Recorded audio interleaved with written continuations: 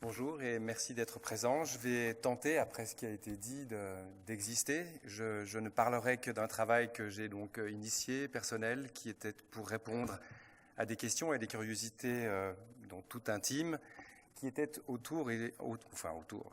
qui parlent de la mort. Je trouve que la mort, à l'heure d'aujourd'hui, est quelque chose dont on parle beaucoup, mais qu'on ne comprend de moins en moins. Peut-être que la maladie en fait partie. La maladie, puis c'est ces maladies dont on parle souvent de l'extérieur, on parle beaucoup d'ailleurs. Quand on regarde les informations, c'est souvent permis de les voir parce qu'elles sont souvent assez loin. Et dans cette omniprésence de la mort, il y a le constat qui est le constat suivant et que j'ai fait et qui me trouble, qui est celui de voir disparaître nos morts. C'est-à-dire que je n'avais plus, ou je n'avais pas, je ne peux pas dire que je n'avais plus, puisque je n'ai jamais eu, j'avais pas eu la possibilité de pouvoir, ne serait-ce que de voir un mort proche, un mort familial, nos morts à nous. Et donc, à l'initiative, je m'excuse, j'ai pas l'habitude de parler en public, donc je vais être un peu plus brouillon que madame, donc excusez un petit peu mon malaise. Voilà. J'ai décidé d'entamer un travail qui peut paraître au départ un peu compliqué et particulier, en tout cas à exprimer comme ça au plus grand nombre, sans avoir aussi librement. C'était de dire comment approcher la mort autrement que par l'intermédiaire d'une personne, de quelqu'un d'autre. On vit tous notre propre mort. On le sait, pourtant on fait comme si ça n'existait pas. Par contre, comment mieux la sentir que de la regarder auprès de quelqu'un qu'on pourrait accompagner. C'est ce que j'ai essayé de faire. Et pour ce faire, j'ai donc demandé autour de moi si quelqu'un avait connaissance de quelqu'un qui se retrouvait en fin de vie. Je souhaitais, et c'est un peu compliqué de le dire comme ça, mais je souhaitais rencontrer quelqu'un qui était un peu comme je suis moi, c'est-à-dire du même âge, qui vivait un peu comme je peux vivre, c'est-à-dire à proximité de Genève, donc qui me permettait de pouvoir avoir un lien constant, long, puisqu'il ne s'agissait pas de caricaturer la mort, ni de stigmatiser quoi que ce soit, ni une maladie en l'occurrence, puisque ma recherche photographique ne se faisait pas autour du sida. Il s'est passé, c'est que Xavier, que j'ai suivi 2 ans, à raison d'une fois par semaine, à 15 heures, qui était notre horaire qu'on avait défini à l'avance, était donc malade du sida. Il avait donc contracté la maladie. La maladie commençait à naître, et c'était en 96, ce qui veut dire que le médecin lui avait plus ou moins pronostiqué une période de 2 ans de vie, puisqu'il n'y avait pas ce recul sur les médicaments. Donc je rencontre cet homme, je lui pose la question de savoir s'il est d'accord que je le suive dans son parcours de fin de vie. Il a mis un peu de temps à réagir. Cette question, on va dire, l'a terriblement surpris. J'ai dû aussi faire en sorte de montrer patte blanche, lui faire comprendre que je n'étais pas là, que je n'étais pas un vautour, que je n'étais pas là simplement c'était pas un regard putassier que je voulais opérer, mais plutôt un regard introspectif. Je voulais un peu rencontrer ce que pouvait être cette relation à la vie, à la mort, mais dans un contact au long cours et non pas venir butiner comme ça. Donc c'était quelque chose qui devait entre guillemets se dérouler en plusieurs. Donc ça a duré 2 ans, donc une fois par semaine. J'avais établi, pour éviter d'être... Donc Xavier est une personne qui a été mise en contact, donc ce n'est pas un ami à moi que j'ai rencontré, ni mon amant, puisque souvent quand on a eu en l'occurrence des témoignages photographiques en lien avec le sida ou avec les fins de vie, ont souvent été des travaux réalisés par des gens qui vivaient avec des personnes malades et qui ont donc suivi, mais ça a commencé par la peinture avec des gens comme Hodler qui ont suivi en l'occurrence leur conjointe, sa femme qui était malade d'un cancer peut-être, je crois, et qui l'a dessiné jour après jour jusqu'à sa fin de vie, donc c'est quelque chose qui a existé. Et là, le contact qu'on a eu était un contact que j'ai, pour finir, essayé de maintenir dans un cadre professionnel pour me protéger moi-même de ce que pouvait être cette relation à la mort, à la vie, à la mort, évidemment sans trop rentrer dans le sensible, pour me protéger. Donc c'est pour ces raisons-là que j'ai décidé de mettre le dispositif qui était de se voir une fois par semaine, à une heure dite, qui était celle de 15 heures, pour qu'on puisse établir quelque chose qui allait pouvoir être tenu au long cours. Et sauf les périodes de vacances. Quand lui partait en vacances, on interrompait un peu d'une manière professionnelle, on interrompait nos visites, nos réunions. Pour mes vacances, c'était donc la même chose. Je le photographiais et lui, à son tour, me photographiait aussi. Ce que je trouvais intéressant pour faire le tour d'une personne ou d'un portrait, ce qui était pour moi important, c'était de pouvoir aussi l'amener à regarder celui qui, en l'occurrence, le photographiait. Je suis le photographe, mais je lui donne les moyens de pouvoir me regarder à son tour, ce qui, je trouvais, être le plus juste pour faire le tour complet, le portrait complet d'un personnage. C'est-à-dire, il me regarde, je le regarde, c'est mon métier, j'en fais ce que j'ai à faire avec ce que je sais faire, et par contre, qu'est-ce que lui va pouvoir en faire de moi et de l'outil que je lui donne. Donc évidemment, je lui règle l'appareil, il n'a qu'à simplement régler la netteté ou pas la régler pour me regarder. Alors vous allez peut-être... J'en ai fait donc un extrait de 16 planches, les présenter de cette manière-là. Donc c'est un travail qui est un travail d'édition. J'ai commencé, et depuis le début de ce projet a été réfléchi et donc fait pour terminer sous la forme de livre et pas sous la forme ni de projection ni d'exposition. Je trouve que cette intimité et cette relation qu'on peut avoir avec ce qui m'a été offert de pouvoir faire, c'est-à-dire de suivre quelqu'un qui meurt, ce qui n'est pas simple, ni pour moi et encore moins pour lui, était quelque chose qui devait être tenu dans un livre et non pas sous la forme d'une exposition. Alors ça a été exposé pour faire, entre autres, des promotions, c'est montré pour pouvoir continuer à parler de ce travail, mais c'est pour ces raisons-là que ce n'est pas forcément la meilleure formule que de le montrer sous cette forme-là. Mais ça vous donne un petit a priori, en tout cas, de ce que peut être le livre. Je le photographie, il me photographie, ça peut prendre... Peu importe le temps, on n'a pas de temps, c'est donc à 15 heures et à partir de ce moment-là, libre cours et aux conversations et au temps qu'on a à faire pour faire notre travail de photo. La fois d'après, donc le jeudi qui suit, je viens avec ce qu'on appelle des planches contact en photographie et je lui demande de faire le choix de l'image qu'il préfère que j'ai faite de lui et la meilleure image que lui a faite de moi et d'expliquer très succinctement, donc on la voit sous la forme de bande blanche mais qui pour le coup là est illisible, les raisons de son choix. Donc, chaque rendez-vous correspond à peu près une semaine. On a donc fait 95 rendez-vous, qui correspond approximativement à 2 ans, avec nos différents temps de pause. Donc, ce qui était particulier avec Xavier, au tout début, on a vu donc déjà 2 carrés noirs. C'est-à-dire qu'à partir du moment où Xavier a accepté d'être photographié, les premières fois où je suis arrivé avec mon appareil, il a refusé d'être photographié. Alors il y avait, je pense, la peur de la stigmatisation. Xavier était homosexuel. Il avait contracté la maladie via donc la toxicomanie, donc des injections d'héroïne. Famille d'émigrés espagnols vivant à Genève. Donc il avait tout un cumul de choses qui évidemment ne le mettaient pas forcément très à l'aise à l'idée de pouvoir exploiter encore en plus de ça son image. Mais ce qui pour lui était important, alors même qu'il savait que le travail n'était pas pour éviter, évidemment, s'il sert, c'est bien sûr évidemment tant mieux, mais que ce travail-là était vraiment au départ initié pour essayer de parler de la mort et non pas du VIH, mais pour lui, et il le dit assez régulièrement dans ses petites phrases qui poursuivent le livre, il était important de pouvoir aussi témoigner de ce qu'est pour finir la maladie. Alors, en l'occurrence, lui était malade du sida, mais la maladie et la souffrance, et du coup la mort. Et tout au long de ce travail, ce qui, pour moi, était assez difficile, important, et en même temps, les questions qu'on peut se poser en lien avec la mort ne sont que des questions, puisqu'il n'y a pas de réponse, mais c'était comment, en avançant vers la mort, pour lui, comment est-ce que lui était capable de me voir de mieux me voir que je ne pourrais le voir. Est-ce que la mort rend intelligent ou pas intelligent? Est-ce qu'elle permet de lâcher prise et donc pour le coup d'aller plus profondément que ce que j'aurais pu faire? Donc c'était toutes les questions que je me pose encore maintenant, mais que j'ai tenté en tout cas d'expérimenter sous cette forme photographique. La volonté de la planche contact, de lui laisser le choix, c'est ce que moi j'ai utilisé comme outil pour lui mettre à disposition, mais j'ai aussi décidé de conserver ce procédé-là pour la publication, parce qu'il était aussi, je trouve, intéressant de pouvoir voir à quel point il est difficile de faire le choix d'une image.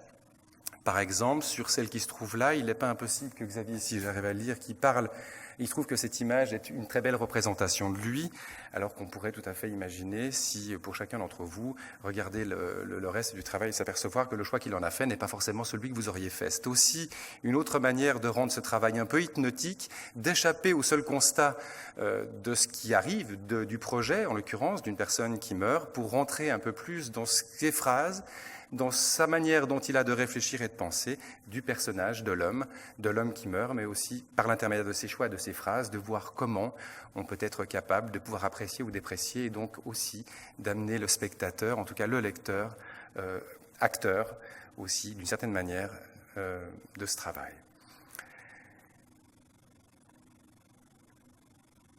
Il y a de longues périodes où Xavier, qui ne prenait pas donc les médicaments au départ, supportait donc la maladie un peu comme quelqu'un de malade, mais il les supportait. Il a commencé aussi, après un certain temps, à prendre ses médicaments, qui était en l'occurrence, il ne supportait pas la trithérapie, il était à la bithérapie. J'ai pas envie, vous êtes des spécialistes, et pour le coup, j'ai pas envie de dire de bêtises, mais c'est ce qu'il lui me disait, c'est-à-dire qu'il ne la supportait pas. Donc il l'a tenu un temps. Et puis, comme il avait été passablement entamé par la vie, avec ses expériences de toxicomane, entre autres, il n'avait passablement de problèmes de ventre, enfin plein de choses qui faisaient que son système, l'homme et le physique, commençaient à devenir extrêmement faible, fragile. Il avait de plus en plus de peine à marcher pour plein d'autres raisons. Il avait des sondes suspubiennes, enfin voilà, il était un peu dépendant de tout un système qui le rendait, en plus de la maladie, extrêmement mal à l'aise. Et un drôle de cadeau qu'il a décidé de me faire, on se voyait donc tous les jeudis, et puis le travail n'était possible, et c'est après discussion qu'on a eue assez régulièrement, ce travail ne pouvait exister qu'à partir du moment où il avait accepté de commencer, il n'existerait que s'il acceptait de se laisser photographier, ou pas, mais en tout cas le travail allait aller jusqu'à la mort. Et du moment où on avait commencé jusqu'au moment où on allait terminer ce travail-là, rien n'existerait. C'est-à-dire rien n'existerait entre deux, c'est-à-dire qu'il n'y aurait de son vivant, rien, aucune trace de ce travail-là, à part pour nous. Ce travail, en fait, l'a maintenu en vie à la manière aussi, ou en tout cas lui a permis, je pense, il me l'a dit, je veux bien le croire, je veux bien l'imaginer, il l'a permis aussi d'exister, c'est-à-dire que je devenais, pour une personne malade du sida, et avec ce que je viens de décrire, une personne seule, et je devenais son rendez-vous, son seul rendez-vous ponctuel, en dehors de tout ce qui pouvait être de ces rendez-vous médecins ponctuels, médicaments et autres. Et je crois à chaque fois que je voyais, il préparait, et là on en voit un exemple, il préparait des mini-scénettes où il essayait de se mettre dans le rôle d'un acteur ou de je ne sais quoi, puisque le but du projet donc photographique était le portrait. L'idée, c'était pas de marquer tout le corps ou de faire un reportage sur la manière dont on va traiter une personne qui est malade, que ce soit à l'hôpital ou je ne sais où, en prenant les médicaments, en montrant un peu la vie au quotidien de ce qu'est un malade, en l'occurrence un malade du sida, ou ça aurait pu être un malade de n'importe quoi, mais enfin, c'était pas du tout ça. Le travail était de comment est-ce que tu te sens aujourd'hui, et essaye de me montrer ce que tu ressens de ce qui t'arrive, c'est-à-dire de cette mort qui arrive. Essaye de faire en sorte de me l'afficher pour que je puisse le photographier. Extrêmement prétentieux de ma part, et il tentait, comme il pouvait, quelquefois en se rasant les cheveux pour se donner un genre, d'autres fois en se déguisant ou en essayant de se rapprocher de ce que pouvait être l'image que lui avait envie de donner de lui en femme. On passe. Donc les rendez-vous sont notés au-dessus. Là, on est à des rendez-vous qui sont assez proches, donc ça montre à quel point il joue de son image et à quel point, pour finir, ces rendez-vous deviennent un jeu dans lequel il s'installe et voilà, qui vient juste raconter ce que je viens de vous dire, c'est que ça le maintient un petit peu en vie. Là, je montre, je suis tout nu. C'est pas pour montrer que je suis tout nu, c'est juste pour montrer à quel point, à un moment donné, ce travail est libre. C'est-à-dire qu'à un moment donné, on a décidé d'accepter et l'un et l'autre, de se poser des questions, c'est-à-dire maintenant, je te demande de t'afficher.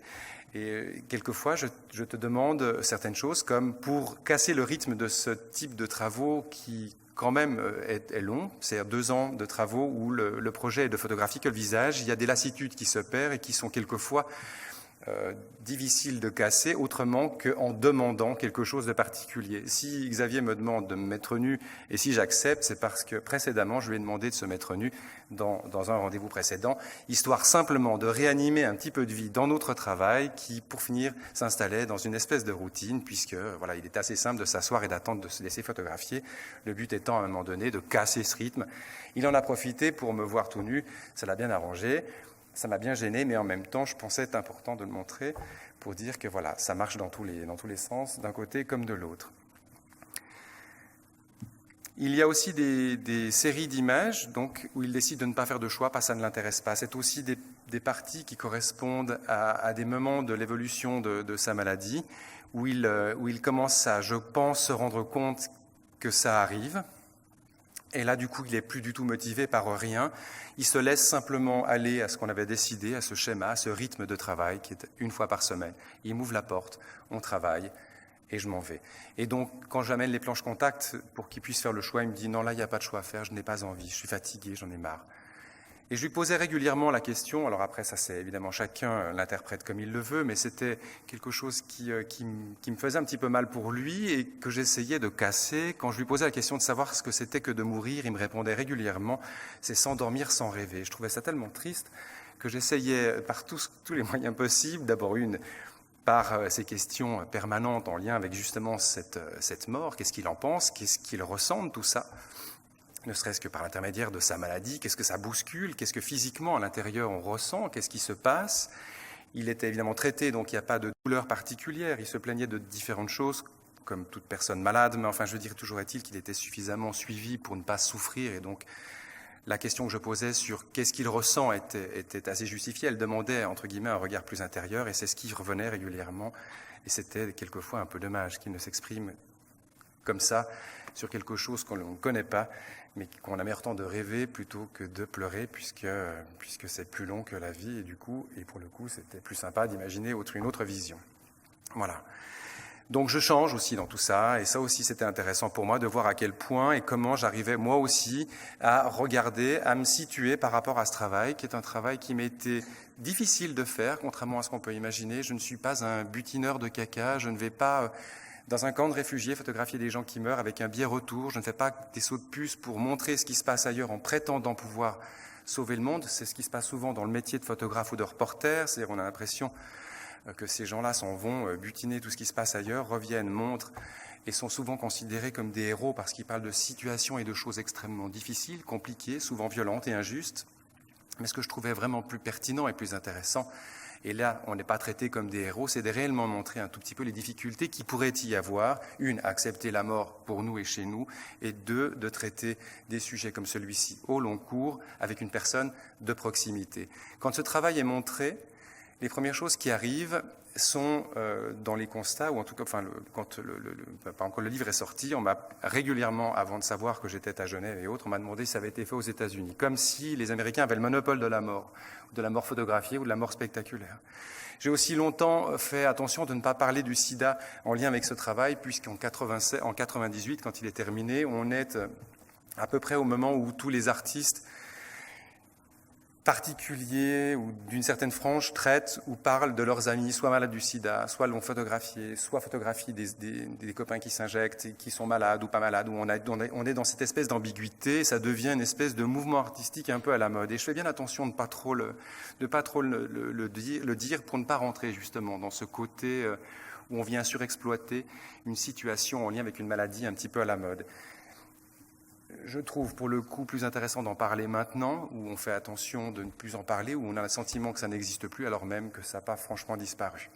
Donc je trouve plus pertinent d'en parler aujourd'hui et de revenir avec ce travail-là pour en parler comme ceci. Je pense qu'en 98, j'aurais peut-être pas forcément accepté de parler de ce travail-là en lien avec une conférence comme on vient de l'entendre, pour ne pas trop l'associer à la stigmatisation justement de... Voilà. Là, Xavier me dit, il est à l'hôpital. Dans les quelques images, c'est un peu particulier. Les livres sont à l'extérieur pour ceux qui trouveraient intéressant d'aller le visiter d'une manière un peu plus intime et différente. Les livres sont à l'extérieur. Là, ce que Xavier dit sur cette planche, il dit, c'est à l'hôpital, on est dans les 3 derniers rendez-vous, donc ça veut dire 2 ou 3 semaines après ces images-là, Xavier meurt.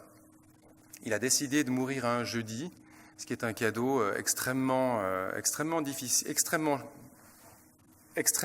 chouette, c'est terrible, mais extrêmement chouette. Il a décidé de mourir, il allait mourir, mais il a décidé de mourir un jeudi. Quand je dis il a décidé, c'est qu'il supportait plus sa vie et qu'on a à Genève, en l'occurrence, des possibilités avec Exit de pouvoir prendre un certain type de médicament qui donne la mort, donc une espèce de mort assistée. Et Xavier a bénéficié en catimini de cet avantage-là dans sa fin de vie. Et il a donc décidé de prendre les médicaments. Il m'en a parlé le mercredi soir. Je lui ai posé la question. On ne se voyait jamais entre deux, mais il me paraissait un petit peu normal que le jour où il m'annonce qu'il allait mourir le jeudi, savoir s'il voulait que je sois là. Il me dit non, et il me dit simplement que la clé sera sous le paillasson.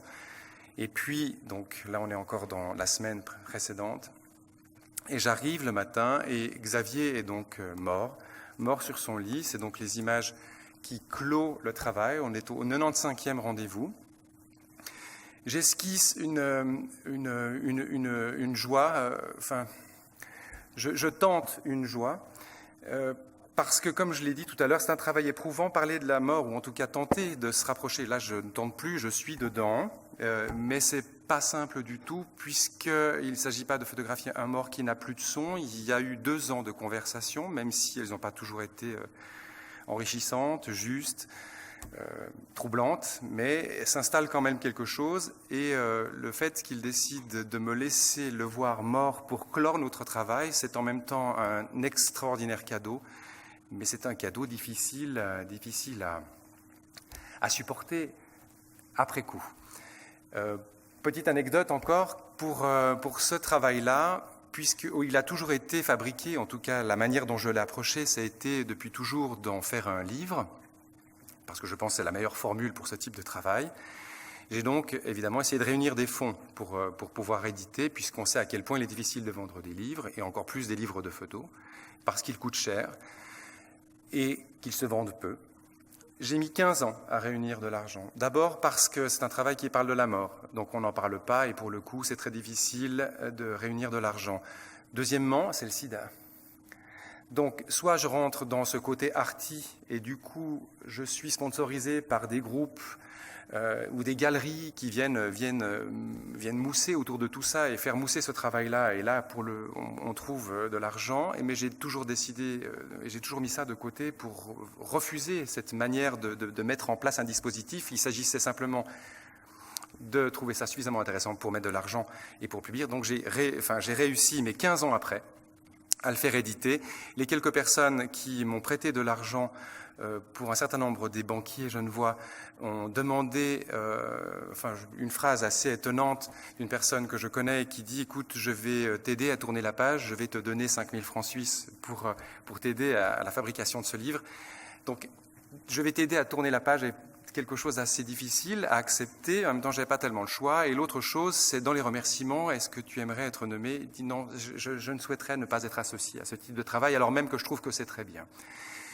Dernière chose, parce que c'est intéressant, ce livre a été tiré à 1000 exemplaires. Il est sorti en 2000, je vais vous dire, je ne sais même plus, mais il y a 2-3 ans.